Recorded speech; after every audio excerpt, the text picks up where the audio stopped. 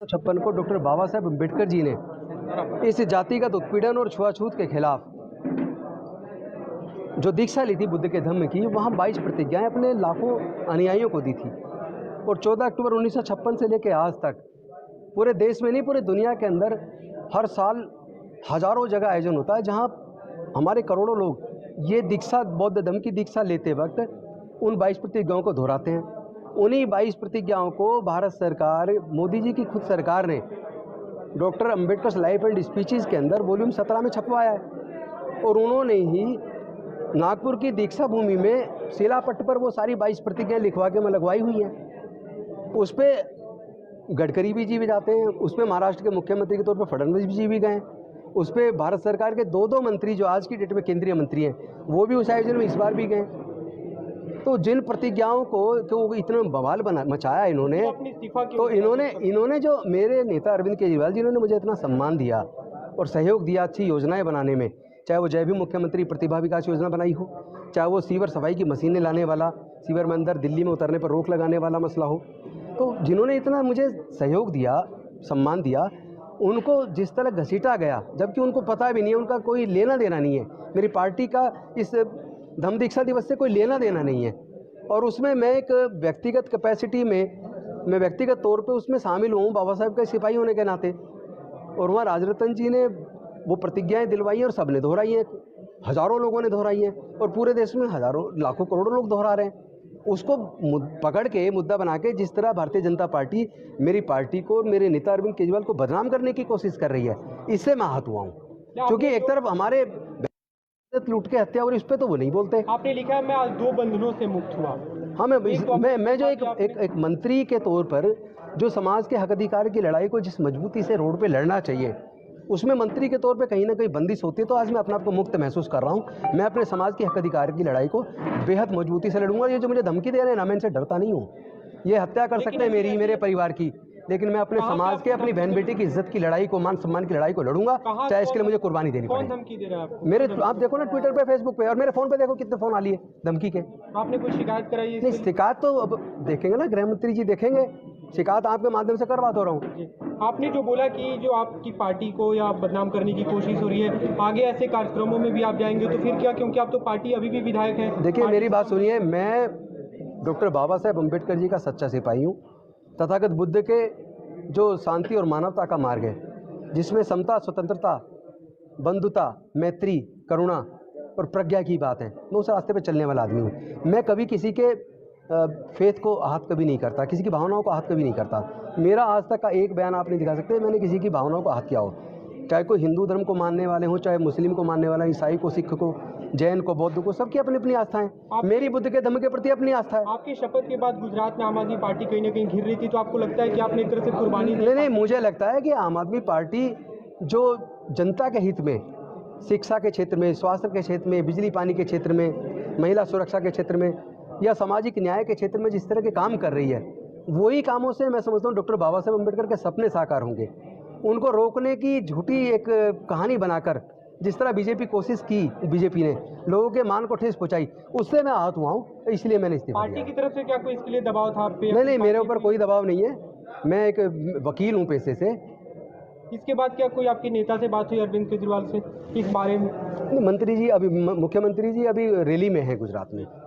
मैंने अपना उनको भेज दिया है, अपना ये दो पेज के पत्र में मैंने सब कुछ लिख के उनको भेज दिया है। अभी वो अभी मंच पे मैंने नहीं देखा। पहले उस विवाद को, इस पूरे मुद्दे को लेकर क्या कोई बातचीत हुई थी अरविंद केजरीवाल से आपकी, या अपनी तरफ से? नहीं, देखिए मैं तो एक कट्टर देशभक्त व्यक्ति हूँ, और डॉक्टर बाबा साहेब अम्बेडकर और तथागत बुद्ध की शिक्षाओं को मानने वाला हूँ, और उसमें मेरी आस्था है, तो मैं विचलित नहीं होता। कल अरविंद केजरीवाल, विचलित जो लोग हो रहे हैं वो उल जलूल हरकतें कर रहे हैं, धमकी दे रहे हैं। ने वहाँ पे एक बात कही कि मैं कट्टर, मतलब जैसे धार्मिक रूप से भी उन्होंने बताया कि जन्माष्टमी को मेरा जन्म। मैं भी तो कट्टर धार्मिक हूँ, मैं तथागत बुद्ध के धर्म को मानता हूँ। फर्क सिर्फ इतना, सबका अपना अपना धर्म है। जैसे वो लोग कट्टर हैं अपने धर्म के प्रति, मैं तथागत बुद्ध की शिक्षाओं के प्रति कट्टर हूँ। स्वेच्छा से इस्तीफा अपना? जी, मैंने अपनी शिक्षा। रोल करें।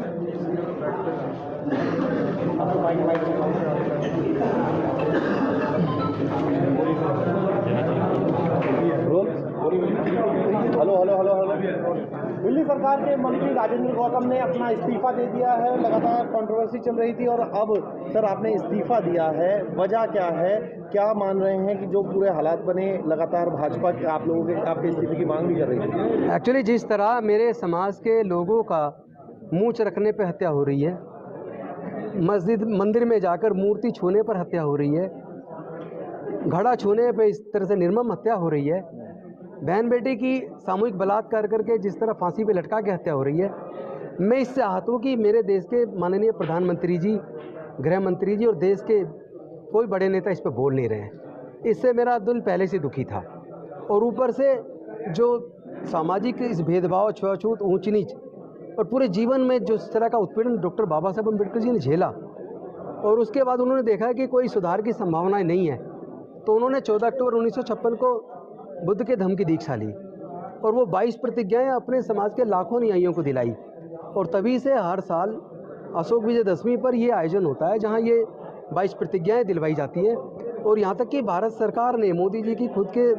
केंद्रीय मंत्री जी ने वही 22 प्रतिज्ञाएं डॉक्टर बाबा साहब का लाइव एंड वो स्पीच, राइटिंग्स एंड स्पीचेज के अंदर वॉल्यूम 17 में छपवाई है और वही 22 प्रतिज्ञा भारत सरकार ने नागपुर की दीक्षा भूमि में एक शिलापट पर लिखवा के लगाई है। उन 22 प्रतिज्ञाओं को जिसको आप खुद छाप रहे हो, खुद शिलापट लगा रहे हो, उन्हीं को आप आधार बना के आज जो है राजनीति के लिए गंदी राजनीति कर रहे हो उसके आधार पे, और अरविंद केजरीवाल जी का या मेरी पार्टी को बदनाम करो, जबकि उनका इसको इससे लेना देना नहीं है बौद्ध धम्म दीक्षा से। मैं भी व्यक्तिगत कैपेसिटी में उसमें गया हूँ, मंत्री के तौर पर तो नहीं गया। मतलब उनको जानकारी भी नहीं थी? नहीं, उनको जानकारी भी नहीं थी। और इस तरह उनके ऊपर मतलब इस तरह का आरोप लगाना ये बहुत थर्ड क्लास गंदी राजनीति है। अरविंद केजरीवाल डॉक्टर बाबा साहब अम्बेडकर के सपने को पूरा करने के लिए शिक्षा के क्षेत्र में, स्वास्थ्य के क्षेत्र में और महिला सुरक्षा के क्षेत्र में, बिजली पानी के क्षेत्र में, सामाजिक कल्याण के क्षेत्र में जिस तरह के काम कर रहे हैं, मुझे लगता है उन्हीं कामों से डॉक्टर बाबा साहब अम्बेडकर के सपना साकार होगा। तो उनको इस तरह मतलब इस मुद्दे पे घसीटना, उनके ऊपर जिस तरह हमलावर हुई है बीजेपी, ये हमला उनके ऊपर नहीं है, ये भारत के सभी लोगों के ऊपर हमला है। लोगों के, मुझे लगता है आस्था पे तो हमला उन्होंने किया है। इस तरह की वो उन्होंने बड़े बड़े होर्डिंग लगा दिए, तो जब वो पोस्टर पे ये सारा लिख के लगा रहे तब आस्था ही नहीं जा रही क्या? तो कटकोरी राजनीति है और ये हमारी पार्टी को, मेरे नेता को बदनाम करने की साजिश है। राजनीति किसी दबाव के कारण आपने ये इस्तीफा दिया? नहीं, मैं एक वकील आदमी, लोगों को न्याय दिलाता हूँ कोर्ट में लड़के, मुझे क्या बात का दबाव? तो क्योंकि ये पूरा घटनाक्रम घटा, क्या अब आगे अपनी पार्टी में बने रहेंगे? किस तरीके? नहीं, मैं एक पार्टी का एक सच्चा सिपाही होने के नाते अपनी पार्टी के लिए भी काम करूंगा और अपने समाज की बहन बेटियों की इज्जत आबरू के लिए, अपने लोगों के हक और अधिकार की लड़ाई को लड़ूंगा। उसके लिए मेरा पूरा जीवन उसी में जाएगा। भाजपा का कहना है कि उनके दबाव के कारण लगातार वो इस्तीफे की मांग कर रहे थे, उसके कारण इस्तीफा दिया आप लोगों ने। अभी भाजपा इतनी ताकतवर नहीं हो गई है कि भारत के लोगों को दबाव में ले आए। भाजपा तो बहुत कमजोर है, छोटे छोटे मुद्दों पे बौखला जाती है और बहनों के ऊपर जुल्म किए जाए, हत्याओं के ऊपर बोलती तक नहीं है, इतनी हिम्मत नहीं बोल दे। मैं पूछना चाहता हूं, जितेंद्र मेघवाल के मुंह से रखने पर हत्या पे क्या प्रधानमंत्री जी, गृह मंत्री जी ने एक शब्द बोला? क्या इंद्र मेघवाल के घड़ा छूने पर हत्या पे एक शब्द बोला? क्या हाथरस की बेटी के ऊपर या जो अभी 2 बेटियों को हमारे बलात्कार करके उनको फांसी पर लटका उस पर एक शब्द बोला? तो वो पता इससे लगता है कि वो कितने बुज़दिल लोग हैं, उनके अंदर हिम्मत नहीं बोलने की। आपके दो पेज का पत्र है वो हमने पढ़ा, उसमें आपने लिखा मैं बंधन से मुक्त हो गया, तो फिर क्या अब निश्चिंत हो गई, अब इस तरीके के कार्यक्रम में आप जाएंगे? निश्चिंत हो गए। मैं समाज के हक और अधिकार की अब लड़ाई को बहुत मजबूती के साथ लड़ूंगा। मेरे समाज के हक अधिकार छिन रहे हैं, उत्पीड़न हो रहा है, मैं उस उत्पीड़न के खिलाफ न्याय की लड़ाई को लड़ूंगा। कोर्ट में एक वकील के तौर पर भी लड़ूंगा, ये कहा, और एक विधायक के तौर पे अपनी विधानसभा में उठाऊंगा और हर मंच पे जाकर पूरे देश के अंदर उठाऊंगा। ये कहा गया कि जो आहत हुई हैं भावनाएं उसके इस पूरे घटनाक्रम के, आहत तो हमारी हुई हैं कि उन्होंने एक झूठा प्रपंच रच के मेरे नेता अरविंद केजरीवाल को की गरिमा को गिराने का कोशिश की। मेरी पार्टी जो समाज कल्याण के लिए इतने अच्छे काम कर रही है, जो शिक्षा और स्वास्थ्य के क्षेत्र में इतने अच्छे काम कर रही है, उसकी रेपुटेशन को डाउन करने की इन्होंने एक कोशिश की है। एक ऐसा अपराध इन्होंने किया है जिससे मेरे पूरे समाज के, पूरे देश के लोग आहत हैं।